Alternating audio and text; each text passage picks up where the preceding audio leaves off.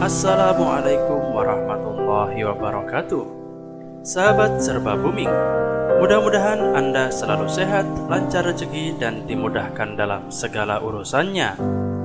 Dan kami ucapkan terima kasih buat Anda yang sudah subscribe dan langganan di channel ini.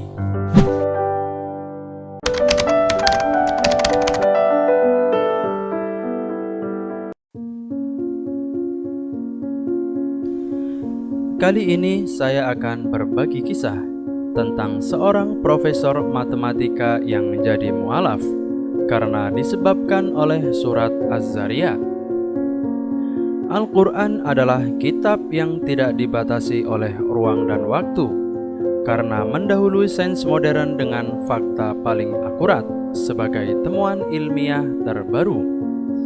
Gary Miller merupakan seorang profesor matematika. Dia dibesarkan di Kanada. Sekolah-sekolah keagamaan adalah tempatnya menimba ilmu. Selain mendapatkan pengetahuan, dia di sana juga mendapatkan keimanan. Dia kemudian belajar teologi di Universitas Wheeling Jesuit, Amerika Serikat. Prestasi akademik banyak diraihnya di sana. Anugerah kecerdasan telah memudahkannya memahami berbagai ilmu pengetahuan.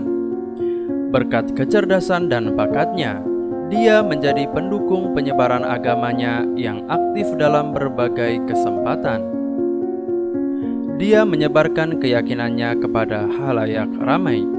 Dengan penuh semangat, lelaki itu berdiri di podium dan menjelaskan ajaran keimanan yang ketika itu diyakininya benar. Ceramahnya juga ditayangkan di televisi. Kemudian, ia mendapat gelar doktor dalam bidang matematika dari Universitas Toronto. Pemikiran ilmiah Miller kerap berbenturan dengan ajaran agama yang dianut. Hal ini membuatnya tidak nyaman sehingga dia lebih memutuskan untuk berpindah ke agama lain. Dia juga berpindah-pindah rumah ibadahnya selama 9 tahun karena tidak mendapatkan jawaban dari pemuka agama soal ketuhanan. Pertanyaan dan penjelasan Miller kerap membuat pusing pemuka agama. Mereka yang seharusnya mampu memberikan jawaban untuk menambah keimanan masyarakat malah terdiam. Pemuka agama itu tak dapat memberikan jawaban yang memuaskan kepada Miller. Ketidakpuasan yang muncul karena jawaban itu tidak didiamkan. Miller mencoba mencari cara lain untuk mendapatkan jawaban yang dapat menghilangkan rasa penasarannya. Kali ini dia tidak lagi menghujani pemuka agama dengan berbagai pertanyaan mengenai ketuhanan. Dia membaca buku-buku tentang Islam karangan orientalis. Ketika membaca buku itu, Miller tidak melepaskan sikap kritis. Dia tetap mempertanyakan kesimpulan-kesimpulan orientalis yang kerap memojokkan ajaran Islam dan Nabi Muhammad. Bagaimana mungkin seorang nabi yang ajarannya kini mendunia disebut tidak waras? Apakah mungkin sosok utusan Sang Pencipta yang membawa dan menyebarkan risalah ilahiyah hidup dengan abnormal? Kesimpulan-kesimpulan semacam itu sama sekali tidak masuk akal. Dia mengabaikannya. Miller menginginkan kebenaran. Jika Muhammad adalah orang yang baik dan cerdas, mengapa dia harus berbohong untuk mengklaim kenabiannya? Atau, jika Rasul gila sehingga tidak sadar dengan tindakannya, bagaimana mungkin dia memahami wahyu ilahi? Jawaban tentang semua kegelisahan Miller ternyata ada dalam Al-Quran surat Az-Zariyat ayat 52-53. A'udzu billahi minasyaitonir rajim. Kadzalika ma atalladzina min qablihim mir rasuli illa qalu sahirun aw majnun atawa saubih balhum qaumun taghun. Yang artinya, tidak seorang rasul pun yang datang kepada orang-orang sebelum mereka, melainkan mereka mengatakan, ia adalah seorang tukang sihir atau orang gila. Apakah mereka saling berpesan tentang apa yang dikatakan itu? Sebenarnya mereka adalah kaum yang melampaui batas. Sindiran Allah dalam firman itu menyadarkannya bahwa tudingan orientalis bukan hal baru. Mereka hanya mengulang apa yang dilakukan masyarakat dahulu yang menolak risalah Islam. Al-Quran jelas menerangkan Rasulullah tidak berdusta. Kemudian, pandangannya kembali terbuka ketika membaca kisah anak Rasul Ibrahim yang meninggal dunia. Ibrahim meninggal bersamaan dengan gerhana matahari yang terjadi. Seorang sahabat Nabi pernah berkata, matahari hilang karena anak Rasulullah telah wafat.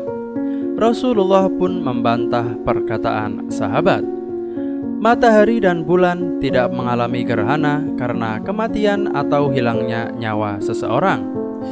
Jawaban itu adalah bukti yang jelas bahwa Nabi Muhammad bukan pembohong ataupun orang gila.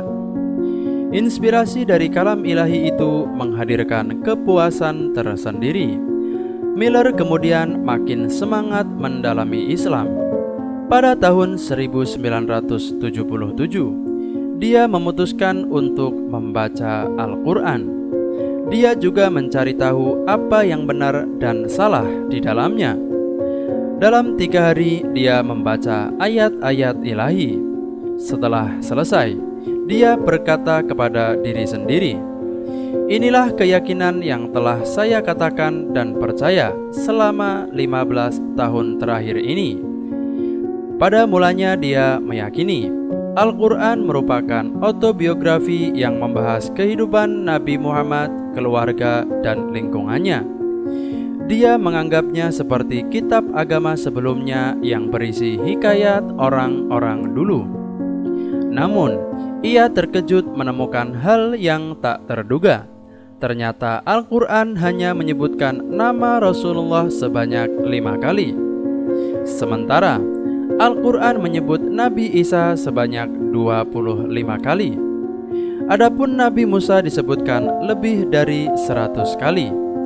Dia makin tercengang ketika menemukan surah Maryam. Sebaliknya, dia tidak menemukan satu surat pun dengan nama Khadijah, Aisyah, atau Fatimah. Dia juga tidak menemukan cerita yang berhubungan dengan perasaan pribadi Rasulullah. Selain itu, tak ada ayat Al-Quran yang menceritakan euforia kemenangan Perang Badar atau penderitaan setelah Perang Uhud. Miller menemukan tidak ada satu kata pun yang disebutkan dalam Al-Quran tentang kesedihan yang menimpa Rasulullah, karena kitab ini berasal dari Allah, bukan Muhammad. Pada saat pertama kali mengetahui Al-Quran, dia sempat berpikir bahwa konten di dalamnya adalah pengetahuan kuno yang dibuat oleh pria gurun pasir ribuan tahun yang lalu. Setelah membaca ayat-ayat di dalamnya, dia menyadari prediksi itu tidak tepat. Al-Quran adalah kitab yang tidak dibatasi oleh ruang dan waktu, karena mendahului sains modern dengan fakta paling akurat sebagai temuan ilmiah terbaru. Miller kemudian memberikan penghormatan setinggi-tingginya kepada Al-Quran.